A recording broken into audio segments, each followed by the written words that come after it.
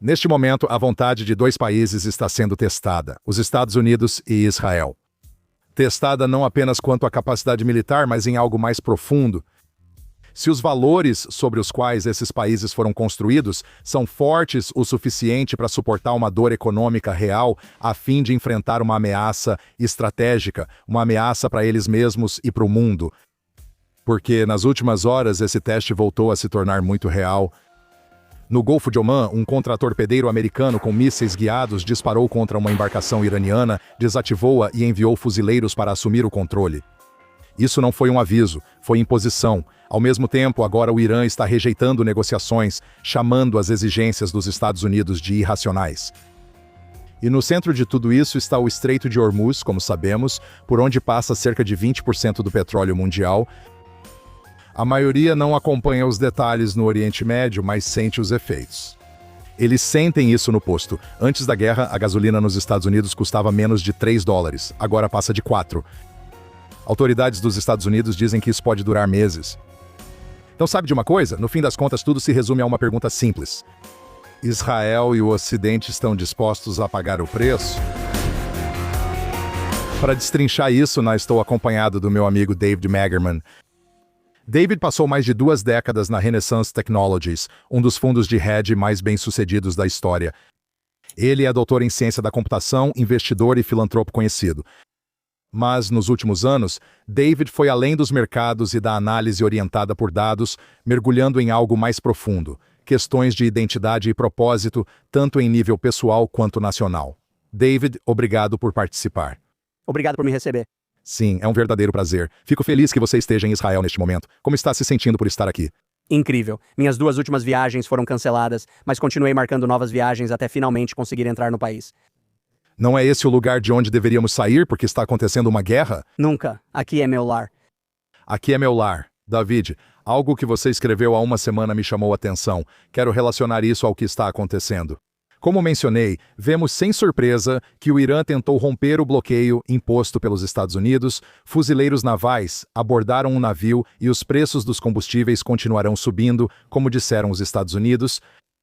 E eu sei que nós já conversamos sobre isso, tanto diante das câmeras quanto fora delas, mas você escreveu algo na outra semana que realmente me chamou a atenção. E você percebeu esses memes antissemitas acusando judeus de aumentarem os preços dos combustíveis. Minha primeira reação foi defender isso, e vi em um posto de gasolina em Ohio uma placa ao lado da bomba. Os judeus fizeram isso. Então, sabe, eu e outros temos dito, não é só nossa culpa, mas o seu artigo dizia, sim, fomos nós. Sim. Conte um pouco para nós sobre o que fizemos. Então, eu acho que o erro que cometemos na sociedade ocidental é pensar que somos uma sociedade voltada para a economia. Somos uma sociedade voltada para as finanças. E tudo gira em torno do dinheiro. E tudo gira em torno do nosso sustento material. E ganhar mais dinheiro é visto como sinônimo de sucesso. E você sabe, Hashem criou uma sociedade de seres humanos, de animais, com os seres humanos no topo da cadeia e os judeus com uma alma divina, tendo uma responsabilidade extra de cuidar do mundo. Somos uma sociedade e devemos cuidar uns dos outros e não das nossas contas bancárias. E o que temos enfrentado com o Irã, com a indústria do petróleo e com a OPEP é o seguinte: fomos feitos reféns pela ameaça do aumento dos preços dos combustíveis, o que eleva o custo de todos os produtos, cria esse ambiente inflacionário e representa um desafio para nossa subsistência a curto prazo. E permitimos que o mal conduzisse essa chantagem e tivesse sucesso em nos chantagear. E o que escolhemos fazer, tanto com o governo Trump quanto com o governo Netanyahu, foi concordar em fazer os preços dos combustíveis subirem, no curto prazo. Para criar um resultado positivo no mundo, no sentido de bem contra o mal, essa disposição é incrivelmente corajosa, mas não deveria ser. Acho que o problema da sociedade ocidental é crer que precisamos de coragem para enfrentar o mal só para não perder dinheiro. Acredito que Israel e os judeus estão no centro dessa mudança. Sim, é brilhante. Sabe, a reação instintiva, eu acho, da maioria das pessoas foi se afastar disso. Você está indo na direção contrária e está falando sobre a ideia de que devemos estar dispostos a fazer isso. Devemos nos orgulhar de fazer isso. Devemos nos orgulhar. Em Israel, na América, também temos que nos orgulhar porque os mísseis estão caindo. Como explicamos ao americano médio que é preciso se orgulhar disso? Não precisamos. Acho que essa é a premissa falsa da batalha de relações públicas, que não precisamos convencer as pessoas de que somos bons. Só precisamos ser bons sem convencer ninguém de que somos ótimos. Só precisamos ser ótimos. Acredito que tentar convencer as pessoas disso enfraquece o argumento. Só precisamos fazer o que é certo. E se fizermos o que é certo e Hashem nos ajudar a ter sucesso e começarmos a fazer o bem no mundo, se conseguirmos derrotar o Irã e romper o bloqueio do Estreito de Hormuz e liberar o petróleo no futuro a longo prazo, não precisamos dizer às pessoas que isso é bom. Com o tempo, elas perceberão o benefício. Com o tempo, ao fazermos mais coisas boas e corajosas, as pessoas vão parar de nos combater ao perceberem que somos uma força do bem. Porém, ao tentar convencê-los disso em tempo real, antes de vermos o benefício, só parecemos estar nos justificando. Sabe, é impressionante. Parece que o Irã, mesmo antes desse conflito mais recente, você pode ver o agora falecido, graças a Deus, Ayatollah Khamenei, que ele dizia, sabe, que a América está decadente, não tem valor moral, certo? Ele fazia todos esses comentários. E eu estava ouvindo ele. Eu penso, bem, ele devia achar que não havia chance de a América ter a fortaleza moral para pagar esse preço. E eu não tenho certeza se a América tinha. Eu acho que, sabe, Israel, nós temos a autopercepção de que precisamos da América e que a aliança é desequilibrada, mas é no outro sentido. A América depende mais de Israel do que o contrário. E a América está se alinhando com Israel. Nós limpamos o espaço aéreo antes da América entrar e bombardear as instalações nucleares. Nós temos um histórico impecável em nossos ataques aéreos, em nossa força aérea, ao combater o Irã. Nós somos, eu ousaria dizer, o exército mais formidável do mundo neste momento. E a América está se beneficiando ao se alinhar conosco. Não acredito que seja por moralidade ou por enxergarem isso no que fazemos. Eles querem se juntar a um vencedor, como o Trump comentou recentemente. Ele disse que Israel é forte e Israel é um vencedor e eles estão felizes. A América está feliz por estar alinhada conosco, não é o contrário.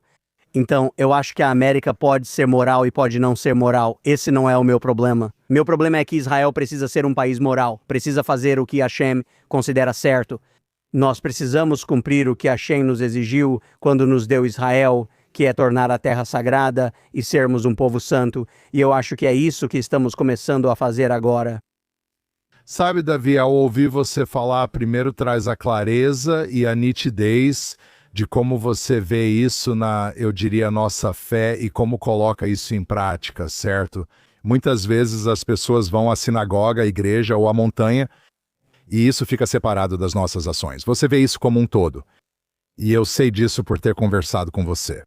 Agora, seu histórico, você era, sabe, você vem da área de tecnologia antes mesmo de as pessoas chamarem isso de experiência em tecnologia. Conte um pouco sobre sua origem para o nosso público.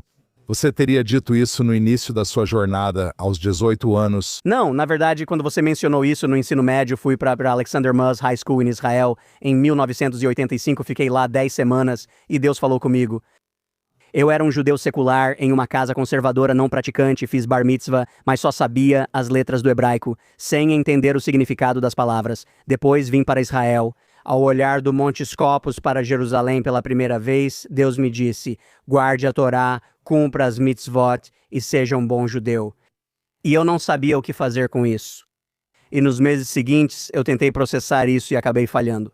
E isso desapareceu, entrou em remissão e só voltou a se manifestar mais tarde na vida. Mas eu fui criado na religião da conquista acadêmica. Meu pai era taxista. Eu cresci, não na pobreza, mas certamente na classe média baixa. E eu queria alcançar um resultado econômico melhor para mim, através do desempenho acadêmico, buscando o sucesso, com ética de trabalho, e eu consegui isso. Eu obtive um doutorado em Stanford. Desenvolvi modelos de linguagem no início dos anos 90 para meu doutorado, antes de serem conhecidos.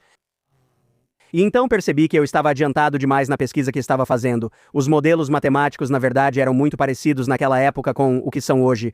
Só não tínhamos os dados ou o poder de computação. Mudei para o trading quantitativo, porque amigos com quem trabalhei na IBM em pesquisa foram para a Renaissance Technologies. E eu passei a maior parte da minha vida adulta, uns 20 e poucos anos escrevendo software, construindo sistemas de software e otimizando algoritmos de negociação para esse hedge fund de muito sucesso. Trabalhei com pessoas mais inteligentes que eu, mas era mais eficiente na engenharia de desenvolvimento de sistemas. E eu aprendi o valor do dinheiro e também aprendi o lado negativo do dinheiro, que você tem muita responsabilidade quando tem muita riqueza. E eu não estava lidando bem com essa parte. Eu não tinha uma visão de mundo ou valores compatíveis com a minha riqueza. Quando comecei a doar e gastar dinheiro, percebi que não fazia isso direito e não passava a mensagem certa para meus filhos. Na época, tinha 2 filhos pequenos e não levava uma vida que considerava exemplo para eles. Eu costumo dizer que sentia que vivia pela lógica de que quem morre com mais brinquedos ganha, e acreditando nisso ou não, eu não queria passar isso para meus filhos. Então eu decidi buscar algo melhor, mais profundo, e eu acabei tendo, não por coincidência, porque Hashem me guiou por tudo isso. Meu primo em Israel estava tendo uma sinchá familiar SIP, e eu fui para Israel e vi como era uma vida permeada pela Torá. E embora eu sentisse que não sabia o que era aquilo, como me conectar com isso, eu sabia que amava aquilo. E o que você amou? O que viu? Eu amava o sentimento de amor entre os membros da comunidade. Meu primo morava nessa comunidade. Ele era meio que o centro disso, tipo o prefeito do seu pequeno Shtibel. E ele tinha amigos e família estendida, e eles simplesmente se amavam. E eles estavam lá para celebrar o bar mitzvah do filho dele com alegria, com felicidade, com uma alegria profunda. E também eu vi que havia essas crianças na mesa. Nós conversamos e as conversas eram todas sobre a Torá, e essas crianças de 10 anos sabiam mais do que eu. E, sabe, eu não estava acostumado a ser o cara mais burro da sala. E eu sentia como se faltasse algo. Não que eu tivesse estudado a Torá, então por que eu deveria me sentir mal por não saber? Mas é a minha herança. Eu sou judeu. Isso é a Torá. E eu sentia que deveria fazer parte da conversa. E essa insatisfação comigo mesmo me levou a entrar em contato com uma organização chamada Partners in Torah quando voltei para os Estados Unidos e comecei a estudar toda semana com um grande companheiro de estudo chamado Daniel Altman, um advogado de Teaneck. E ao longo de 7 anos eu passei de apenas experimentar para ver como seria ter contato com o judaísmo ortodoxo. Em algum momento ao longo desses 7 anos eu me tornei um judeu observante, eu me tornei alguém voltado para a Torá. Eu ainda não me tornei um judeu observante da Torá, mas me tornei alguém que acreditava que deveria ser um judeu observante da Torá, e então passei os anos seguintes tentando descobrir como incorporar isso à minha vida familiar. Me mudei para outro bairro porque não estava em um eruv nem a uma distância que desse para ir a pé até a sinagoga. Minha esposa gostava muito de onde morávamos. E eu tive que convencer toda a minha família a se mudar, a sair de onde estavam, só para ir 16 quilômetros adiante. Mas isso foi uma grande mudança de comunidade, e graças a Deus meus filhos são todos diferentes, cada um do seu jeito, mas todos aceitaram isso. E minha esposa também tem me apoiado muito nessa mudança. Mas eu passei de ser aquele cara que trabalhava no Yom Kippur, mas não comia, para ser alguém que valoriza o Yom Kippur como um dos dias mais importantes e mais alegres do ano. E essa foi uma transição realmente grande para mim. O que os caras da Renaissance disseram sobre isso? Você ainda ia trabalhar de manhã. Isso afetou o seu trabalho? Isso aconteceu durante minha transição, eu me mudei.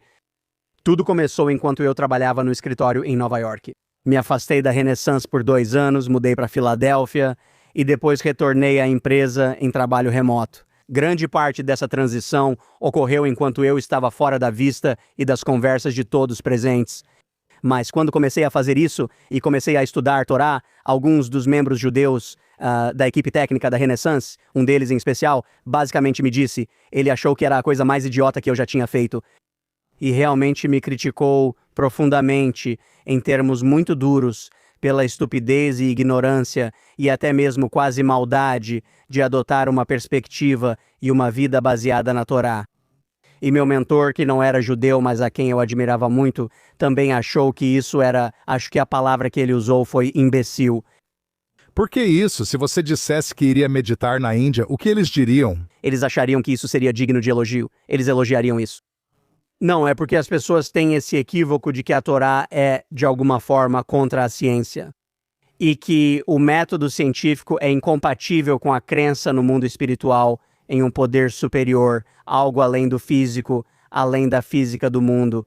Elas não entendem que a física do mundo é a Torá, que o mundo natural é, e toda a matemática dele é um dos grandes milagres que Deus usou para criar o universo. E que, quanto mais aprendemos sobre ciência, mais compatível ela se torna com a compreensão mística. Eu participei de uma palestra do Chabad anos atrás, em um retiro do JLI, onde havia um físico que se tornou Baal Teshuvah, que estudava física quântica, buracos negros, energia escura e matéria escura. E ele disse que os escritos antigos dos místicos da Idade das Trevas, e de antes, na verdade, retratavam com precisão aquilo que só no século XX e XXI eles estavam descobrindo sobre física quântica e matéria escura. E a matemática disso estava alinhada com o que os rabinos diziam há 1500 anos sobre o misticismo judaico. E então eu acho que passamos de pensar que a ciência está avançando nosso entendimento do mundo para entender que, quando a ciência e a Torá discordam, é porque a ciência ainda não avançou o suficiente. E ainda devemos seguir a ciência. Deus nos deu cérebros para entender o mundo e devemos estudá-lo até compreendê-lo melhor. Mas devemos sempre entender que Hashem conhece o mundo melhor do que nós porque ele o criou, e a Torá é Hashem. Então, a Torá é, por definição, mais precisa do que a ciência, e podemos viver com a física de Newton até percebermos que ele estava errado, e Einstein estava certo, e talvez Einstein estivesse errado, e Hawking estivesse certo. Mas temos que observar a Torá de acordo com o que os rabinos dizem, com o que a tradição oral diz, e com o que Deus diz até que todos estejam alinhados juntos. Tem alguém aí na área técnica ou científica que está na mesma posição que você, vendo esses dois mundos se unirem? Sim, já li textos de pessoas que escrevem sobre isso. Os mais publicados costumam ser os mais controversos, escrevendo assim por quererem polêmica. Acho que isso vale para quase tudo. Eu não, sem ofensa, eu não ouço podcasts. Eu não leio notícias. Eu não acompanho nenhuma mídia tradicional. Eu nem leio livros modernos. Também peço desculpas. Porque eu sinto que, na maioria das vezes, qualquer pessoa que está investindo energia, dinheiro e tempo para publicar um podcast, escrever artigos, até mesmo escrever livros, na maioria das vezes, está fazendo isso para me convencer de algo que provavelmente não é verdade. E eles precisam escrever sobre isso para me convencer, em vez de eu simplesmente experimentar o mundo e chegar a essas conclusões por conta própria. E eu percebo que, mesmo sendo uma das pessoas menos informadas que conheço, sei mais sobre o mundo do que a maioria, porque não sou mal informado pela desinformação. E, portanto, ao não ler as notícias, eu sei que tenho mais informações do que as pessoas que leem as notícias e acabam tendo informações negativas por consumirem a mídia tradicional. Isso é incrível. Então você é como o eremita na colina. Eu vivo minha vida assim. Vê a verdade. Eu só procuro saber o que preciso saber, e as coisas que eu preciso saber, eu posso, porque sou abençoado com minha riqueza e minhas conexões, eu posso simplesmente falar com alguém. Posso conversar com você para entender o que ocorre, sem precisar ler as publicações de 14 pessoas para saber quais são verdadeiras. Também posso falar com políticos e líderes militares. Sou abençoado por ter esse acesso, mas acho que esse é um jeito bem melhor de aprender o que preciso. E se eu não conheço alguém que possa me contar sobre algo, provavelmente é porque eu não preciso saber disso. E eu vivo uma vida mais feliz por causa disso. Tirando disso, você sabe, você também fez vários comentários. Alguns eu ouvi no podcast que você fez com Michael Eisenberg, que eu também recomendaria que todos ouvissem. Achei brilhante quando você falou sobre IA de um jeito que, para mim, contraria o que todos dizem, até minha família, sobre todos nós nos tornarmos redundantes. A IA está dominando o mundo e amanhã viveremos nesse universo? E você usou esse termo, sabe? Eu sei que você chamou isso de esquema Ponzi ou algo assim. Você pode nos dar uma ideia de como você vê isso? E você teria percebido isso se estivesse ouvindo os podcasts, a mídia e tudo mais? Pesquiso inteligência artificial há cerca de 35 anos durante toda a minha vida adulta. Já observei os ciclos e estudei o campo para meu doutorado, por isso conheço o mundo da IA desde antes de eu nascer. Ela é desenvolvida há 100 anos, não só nos últimos 10 anos. E o ciclo da IA introduzida no mundo é que os algoritmos de IA que surgiram sempre foram mais poderosos em desempenho no dia da demonstração. Se pudessem ser melhorados, teriam adiado o dia da demonstração. Os cientistas por trás desses produtos só querem apresentar a demonstração mais impressionante de algo que parece inteligência. Até agora, o que temos são esses algoritmos, mas talvez com emaranhamento quântico e técnicas avançadas de computação possamos criar algo novo. Mas o que temos hoje é apenas um reconhecimento inteligente de padrões. Considero esses grandes modelos de linguagem o pior sistema de banco de dados já criado. Eles simplesmente memorizam seus dados de treinamento centenas de vezes em diferentes padrões para replicar o que viram nos dados de treinamento. Inteligência é usar sua experiência para interpretar algo novo. E esses algoritmos não estão fazendo isso. Eles só estão regurgitando o que viram muito nos dados de treinamento com confiança. E se algo não apareceu o suficiente nos dados de treinamento, eles dão respostas aleatórias com confiança. E então, estamos vendo que, se você descobrir quais são os 100 usos mais comuns que as pessoas vão usar isso para e garantir que eles sejam treinados para fazer muito bem essas 100 coisas por cerca de um ano e meio, vai parecer que você tem uma AGI, uma inteligência artificial geral. Porém, ao utilizá-los para tarefas mais variadas ou com as mudanças do mundo em relação aos dados de treinamento, seu desempenho piora cada vez mais. É o que observamos na prática. O problema é que conectamos essas coisas às contas bancárias, fornecendo senhas, credenciais e ligando-as à infraestrutura da sociedade. Estamos tomando decisões de negócios com base nelas. Eu entendo que Mark Zuckerberg está usando uma IA para administrar sua empresa agora, como uma versão de IA dele mesmo. E essas são decisões desastrosas porque, fundamentalmente, a única espécie inteligente no mundo são os humanos. E eu me arrisco a dizer que Deus fez assim. E é uma arrogância digna da Torre de Babel achar que podemos fazer o que Deus fez tão bem quanto Deus, se não melhor. Eu acho que é perigoso presumir que podemos fazer isso. E realmente acredito que seremos punidos por isso de maneira semelhante à punição dos criadores da Torre de Babel. É mais o hype sobre a IA do que a IA em si. Quero dizer, é o hype em torno disso, de novo. O que você está explicando agora é novo para mim, provavelmente novo para a maioria do nosso público. A ideia de que todo o mercado de ações está sendo impulsionado pela IA hoje. Sim, muitos comparam a bolha das .com, mas existe uma grande diferença. Na bolha das .com, as empresas iam de zero ou valiam $1 milhão para valerem $1 bilhão. E então o colapso as trouxe de volta à realidade. Nós pegamos empresas que valem trilhões de dólares, fizemos elas valerem $4 trilhões, e o dano que será causado aos mercados mundiais e à sociedade inteira, quando uma empresa de $4 trilhões voltar a valer $1 trilhão, será muito mais devastador do que quando uma empresa de bilhões volta a valer quase zero.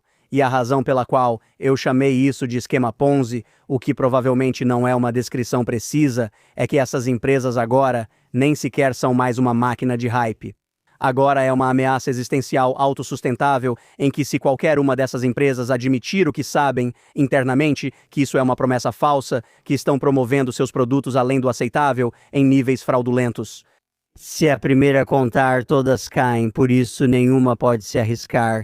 Eles seguem investindo cada vez mais entre si para manter o jogo, enquanto atraem investidores de varejo e fundos de índice. E todo mundo simplesmente segue o que está em alta. E assim, isso está sendo levado adiante por mais do que apenas eles, mas é baseado em uma mentira que talvez eles não soubessem no começo, mas agora sabem. E eles estão perpetuando isso porque precisam de uma estratégia de saída. Eles precisam encontrar um caminho para sair disso que não destrua a economia mundial. E eu dou crédito a eles, pelo menos, por se importarem com isso. Mas tudo isso é construído sobre uma premissa muito antiética, que quando eles perceberam que isso não estava funcionando, continuaram construindo e inflando a bolha cada vez mais. Quando isso desabar, será um grande desastre. Isso me lembra A Grande Aposta. Qual o nome do filme mesmo? A Grande Aposta. Vou dizer, isso é como A Grande Aposta turbinada, o que você acabou de... Mas você não pode apostar contra isso porque há tantos trilhões de dólares por trás que quanto mais você aposta contra, mais eles podem simplesmente adicionar mais à aposta comprada para expulsar e quebrar quem está vendido. Eu simplesmente não investiria nisso. Não arriscaria apostar contra, pois você pode estar certo, mas errar o timing. Se isso acontecer um ano depois de você sair da sua posição vendida, ir à falência e cobrir sua posição, não adianta nada você estar certo. E eu acho que, além disso, não vejo valor em ganhar dinheiro com o apocalipse. Acho que devemos tentar educar cada vez mais pessoas sobre por que o modelo de negócios da IA é simplesmente incompatível com a ciência econômica, simplesmente a matemática não fecha. Se convencermos as pessoas disso, não precisamos lucrar com isso. podemos simplesmente construir cada vez mais apoio para isso e, eventualmente, pressionar essas empresas a admitir a derrota e encontrar uma saída para que possamos voltar a viver nossas vidas e tocar nossos negócios. Então, levando isso adiante e aprofundando, eu fui para Israel. Israel está, você sabe, em um determinado campo, o da IA. Israel se considera um líder, seja em cibersegurança ou certamente em segurança. Quero dizer, se olharmos para a guerra atual em que estamos, nossos alvos estão sendo selecionados, você sabe, de acordo com o que eles dizem ser um modelo de IA. Então, acho que está funcionando nesse âmbito, mas não é IA. É isso mesmo? Esse é um equívoco comum que aprendi quando estava na pós-graduação. Um professor que me ensinou muito do que sei sobre IA me disse que é chamado de IA até funcionar, depois disso é só um algoritmo. O Google, por volta de 2010, era uma das melhores sistemas de IA já criadas. As pessoas esqueceram que era IA porque só usavam ficando em segundo plano na vida delas. Simplesmente virou um mecanismo de busca. Reconhecimento de fala é IA. Essa inteligência artificial geral ou esses grandes modelos de linguagem que estão criando chatbots fluentes que parecem pensar por conta própria, é isso que é a bolha. É isso que está sendo vendido falsamente como algo inteligente. Pessoal, eu ouço muitas apresentações de startups, é isso que eu faço da vida. E sempre que um fundador me diz que o produto deles está entendendo algo, ou está aprendendo, ou evolui, eu paro eles e pergunto: o que você quer dizer com aprender? Porque existem algoritmos matemáticos sendo processados em um computador de silício, e números estão sendo multiplicados e somados, e você está recebendo um resultado. Não há aprendizado ali, nada entende nada, pessoas compreendem, crianças e adultos aprendem. Computadores computam. Então diga quais algoritmos rodam, quais entradas são usadas e quais saídas geradas. Mas não finja que está entendendo ou aprendendo, pois isso é usar a terminologia incorretamente. A semântica não corresponde ao que está sendo feito. Precisamos analisar a IA. A segmentação por IA é apenas usar dados do passado, fazer correspondência de padrões e criar um modelo generativo que prevê algo sobre o futuro com base no passado. Nós fazemos isso em nossas cabeças, pessoalmente, desde que os humanos existem. Você vê um animal e quer prever se deve correr ou enfrentá-lo.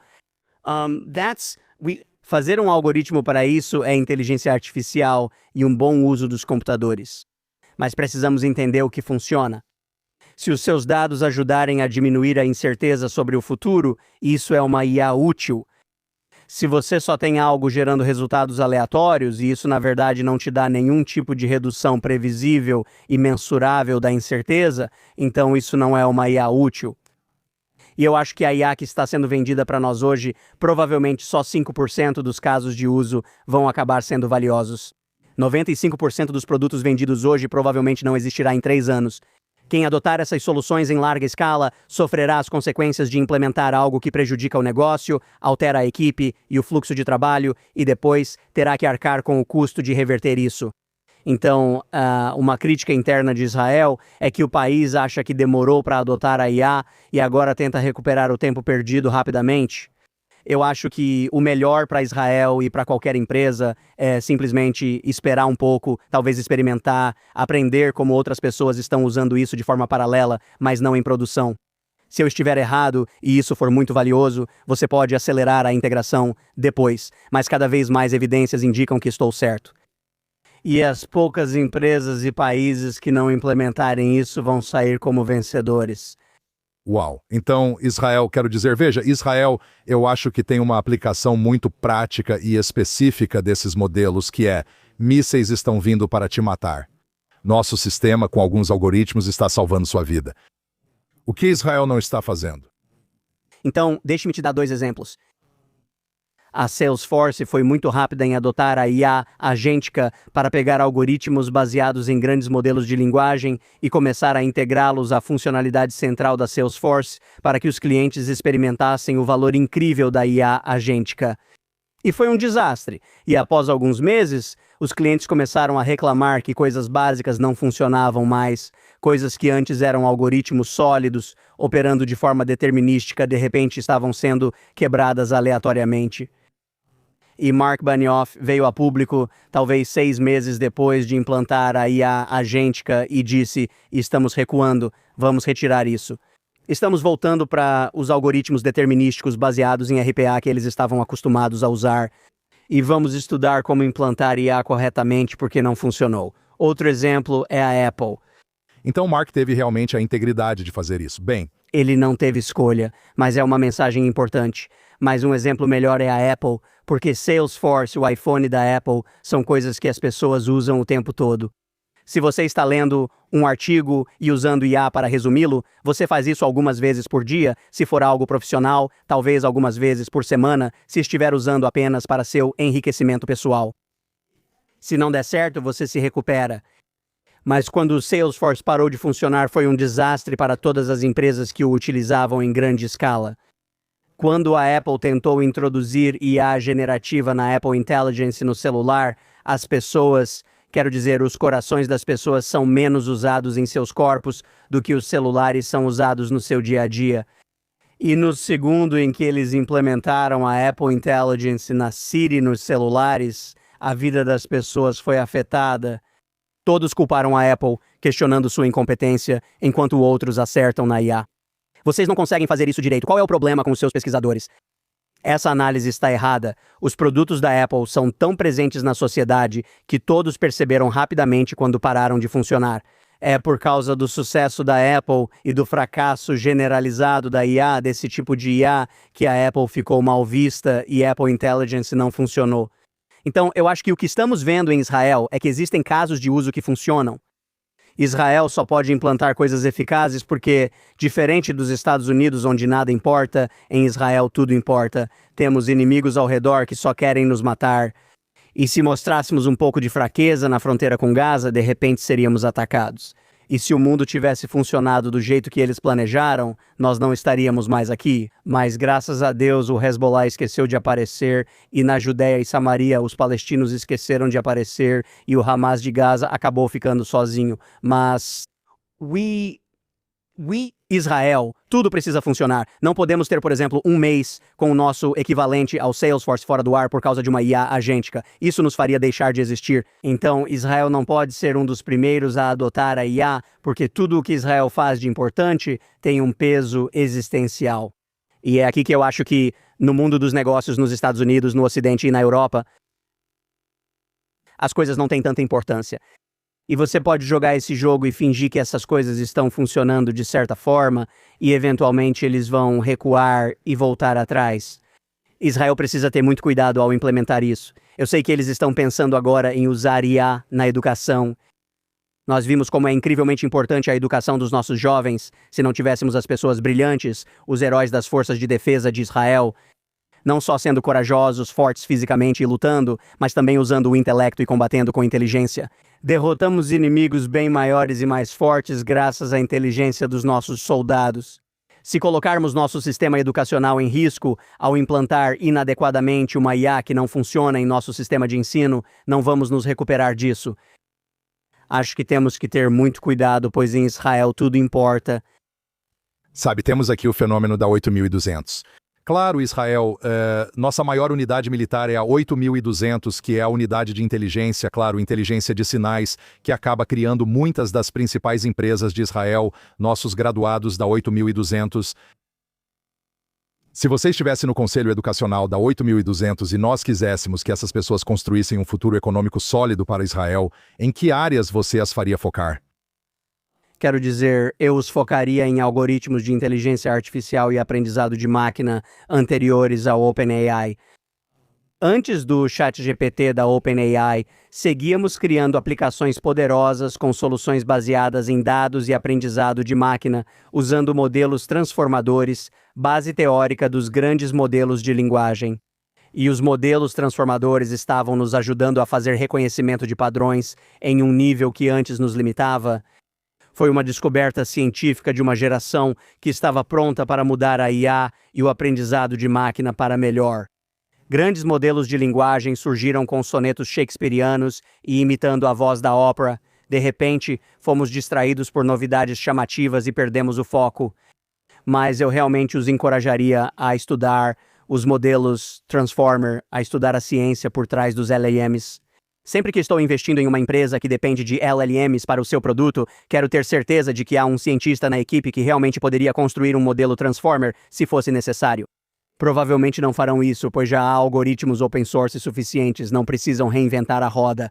Mas eu quero do mesmo jeito que quero que uma criança saiba fazer adição e multiplicação antes de usar uma calculadora. E eu quero que eles saibam escrever uma redação no papel antes de usar um algoritmo de IA para gerar uma. Quero que meus cientistas e equipes de tecnologia compreendam o funcionamento interno da IA e dos grandes modelos de linguagem antes de implantá-los. E então, uma vez que você os entende, provavelmente vai entender as limitações deles e vai implantá-los em situações onde realmente agregam valor e vai evitar implantá-los em situações onde parecem ser valiosos, mas na verdade não são. Espero que estejam ouvindo, pois há muito em jogo aqui. Com certeza. Vamos voltar no tempo e refletir sobre a história. Um dos projetos que você participa é a cidade de Davi, onde também vivi muitos anos. E, sabe, Israel, você também mencionou isso na sua conversa com Michael Eisenberg. Eu já falei sobre isso muitas vezes. Nós somos a nação das startups e Israel parece apostar tudo em ser a nação das startups hoje em dia. Na verdade, nosso poder de dissuasão perante o mundo parece ser a nação das startups. Mas, no fim das contas, nós somos a nação antiga, nós somos a nação indígena, e eu sinto que estamos começando a acreditar demais nisso e meio que esquecendo de onde tudo isso vem. Quais são seus pensamentos sobre isso? E como a cidade de Davi desempenhou um papel na sua compreensão de Israel e de onde devemos estar na história, como nosso passado antigo, nosso passado inovador, desde o rei Davi até os dias atuais, se conectam? Acho que poucas pessoas fazem essa ligação. Sim, eu acho que não gosto de pensar nisso como nosso passado antigo, porque a Torá, o Monte do Templo e Jerusalém, e a singularidade que é o lugar mais sagrado do universo, são os mesmos hoje como eram há 3.000 anos. A Aca e tudo o que acontece no terceiro Beit HaMikdash estão ligados ao tempo, mas a universalidade do Monte do Templo é universal e atemporal. E eu acho que nós, quando estávamos lutando e quando fomos atacados, no dia 7 de outubro, nossa reação foi para suplicar a Hashem e pedir a Hashem salvação, recuperação e vitória sobre nossos inimigos. Fomos pegos de surpresa, estávamos em desvantagem e lutando. Acho que, ainda mais importante, é que, à medida que temos alcançado a vitória com a ajuda de Deus e todos os milagres revelados, mais ainda precisamos reconhecer a fonte da nossa força, a fonte do nosso sucesso. Nosso sucesso é que nós tentamos. Fazemos o que precisamos com nossos esforços materiais e estudamos Torá, cumprimos mitzvot e recitamos Tehillim e fazemos tefilá. E se merecermos, Deus nos dá sucesso. Tenho total respeito pelos nossos soldados. Eles são heróis. Eu compraria almoço para qualquer soldado que viesse até mim a qualquer hora. Seu público pode me cobrar isso. Mas eles precisam entender que, e eu acho que entendem, que eles vivenciam milagres revelados todos os dias em suas batalhas. E isso vem de Hashem. E se não reconhecermos a importância do Monte do Templo e a importância de Jerusalém e a santidade do nosso anseio pelo terceiro templo e pelo Mashiach, então estamos deixando escapar o ponto central. Hashem está fazendo isso por nós, não porque ele gosta das nossas startups, não porque ele gosta dos nossos prêmios Nobel. Tudo isso é material, é a gashmias do nosso sucesso. E isso faz parte, quero dizer, Deus nos dá poder para fazer o bem e o mal. Você sabe, nossa alma divina nos dá poder e nossas clipas alimentam o lado ruim do que fazemos. E isso é um superpoder. Mas devemos buscar o bem porque temos uma alma divina e precisamos mostrar a Deus que entendemos isso, que tudo vem dele.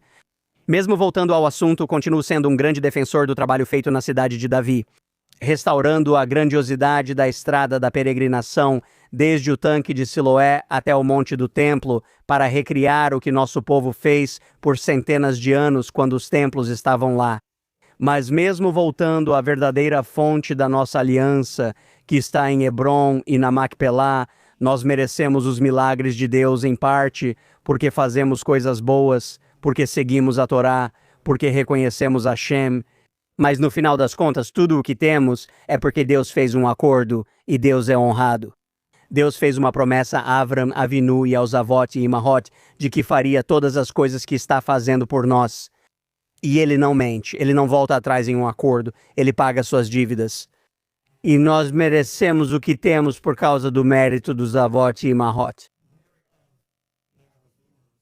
E nós precisamos mostrar, não só precisamos mostrar que nos importamos com o Monte do Templo e com a casa do Beit HaMikdash e com o lar da nossa espiritualidade, como também precisamos reconhecer isso. Tudo isso é devido à aliança com Avraham e ao respeito pelo local de sepultamento dos Avot e Imahot, respeito por Hebron e respeito por Judeia, o coração do país. E garantir que mostramos tanto cuidado pela verdadeira nação das startups, que é o lar de Avraham.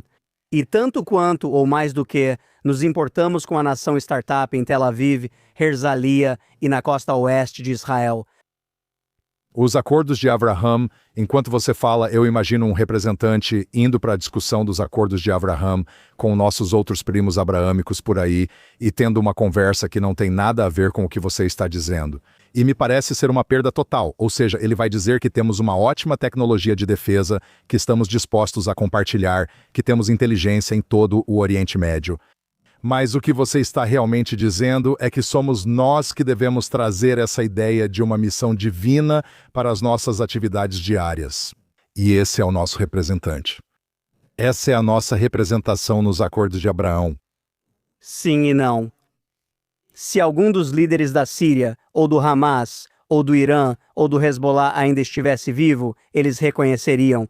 O que os líderes do mundo árabe reconhecem, os que estão vivos reconhecem, é que aquele que nos amaldiçoa é amaldiçoado. Aquele que nos abençoa é abençoado, mas isso se transformou em aquele que nos abençoa é abençoado com prosperidade. Aquele que nos amaldiçoa está morto. E assim talvez tenhamos promovido erroneamente os acordos de Abraão no passado, com foco em tecnologia e prosperidade material. Mas eu acho que o futuro dos acordos de Abraão vai depender do desejo dos líderes desses países de realmente continuarem vivos e permanecerem como líderes desses países. Eles receberão prosperidade, pois quem nos abençoa também é abençoado. Mas eu acho que mostramos que, se você nos desafiar e não pedir desculpas por isso, você não permanece vivo, muito menos no comando do seu país por muito tempo. E é uma pena que a gente não diga isso. Devemos assumir as bênçãos de Deus, mas parece que achamos necessário nos desculpar e justificar nossa existência por meio da tecnologia, startups e CITs de 30 bilhões de dólares. Embora sejam coisas boas, não definem nosso propósito. Não somos apenas a nação das startups, somos Eretz Israel, a terra da Torá, conquistada por Yahushua. Estamos em processo de reconquista e devemos assumir esse legado e assumir esse futuro. David, sinto que essas palavras são tão verdadeiras. Na verdade, vou dizer publicamente que sinto que ir muito além disso vai ser um desperdício. Quero que nosso público reveja esses últimos 2 minutos do que você disse. Sinto que é um senso de missão que eu nunca tive neste podcast antes, com essa clareza absoluta. Não sei exatamente o que Deus te disse no Monte das Oliveiras, mas ele pegou esse jovem que não foi criado em uma família religiosa e te imbuiu com um senso de verdade. Isso é simplesmente esclarecedor no verdadeiro sentido. Eu sinto que, mesmo para mim, só de estar sentado aqui, ainda existe uma certa névoa. Até eu, que frequentemente apareço nas notícias defendendo Israel e tentando não me desculpar, sinto que falta esse tipo de verdade básica que você está dizendo. E eu quero te agradecer por trazer isso aqui para o podcast Trees. Eu sinto que agora isso é verdadeiro, Leste. E posso te dizer que por mais que Hashem tenha falado comigo quando eu era jovem, isso foi muito importante para mim. O aprendizado que tive estudando o Tânia e estudando Hazidut, não da Kabbalah. O Tânia é, aliás, para nossos ouvintes. Então, o Tânia é a descrição feita pelo Alter Rebbe ou a apresentação dos ensinamentos racídicos antigos do Zohar, o misticismo judaico, apresentando isso para as massas contra muita opinião pública na época em que ele fez isso. Mas, para mim, é a metafísica, é a ciência do mundo espiritual. Nós não somos capazes de realmente entendê-la apenas através de metáforas. Mas os ensinamentos racídicos que estão embutidos no Tânia, que são elaborados no Tânia, me ajudam, como cientista, a entender como imaginar o mundo espiritual que eu não posso perceber. É como Jim Simons, o fundador da Renaissance, que era um geômetra computacional. Ele entendia espaços de 16 dimensões, a matemática dos espaços de 16 dimensões. Nós vivemos em 4 dimensões e o mundo espiritual, o mundo da Kashrut, o mundo das mitzvot, o mundo das clipas, o mundo da espiritualidade está em outra dimensão para a qual não temos sentidos. E a Torá nos explica o material, é o manual do usuário de como gerenciar o mundo onde somos cegos para os buracos em que podemos cair se pisarmos neles. Então, a Torá nos diz como evitar o dano espiritual que não conseguimos perceber se o recebermos, e o Tânia explica a metafísica por trás disso. Ele apresenta metáforas de como nossa alma divina e nossa alma animal estão em constante batalha e que, na verdade, este mundo inteiro é apenas Deus. Se você já assistiu ao filme Matrix, no final do primeiro filme, quando Neo começa a ver a estrutura dos bits e bytes do mundo virtual em que ele vive, é exatamente isso que estamos vivendo.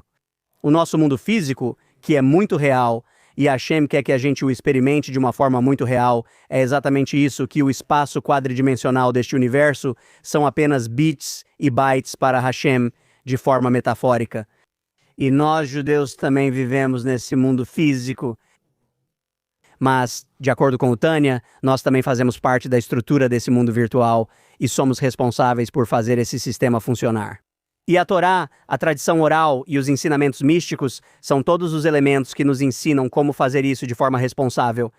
E quando comecei na minha terceira leitura do Tânia, comecei a ver e entender as implicações disso, a metafísica, a metaciência do mundo espiritual. Percebi que meu papel aqui, mesmo estando para aproveitar, assistir bons programas de TV, apreciar vinho e tudo mais que faço no mundo mundano, eu devo fazer algo para Hashem. Hashem me coloca aqui por um motivo, e se eu conseguir, se meus algoritmos se encaixarem nessa matriz e eu fizer o que devo fazer, serei recompensado com longevidade, saúde, produtividade e meus filhos serão beneficiados.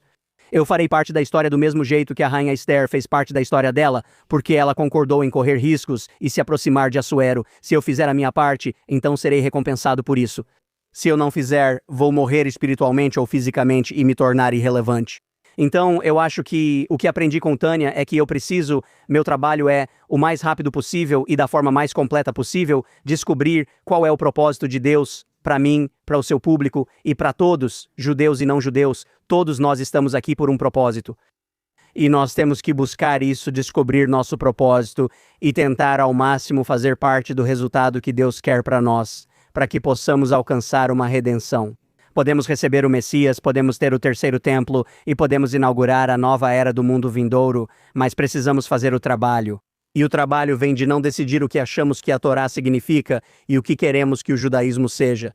Precisamos descobrir o que Deus nos diz que a Torá é e qual é o nosso propósito neste mundo. David, é simplesmente incrível. Muito obrigado por estar conosco. Muito obrigado por me receber.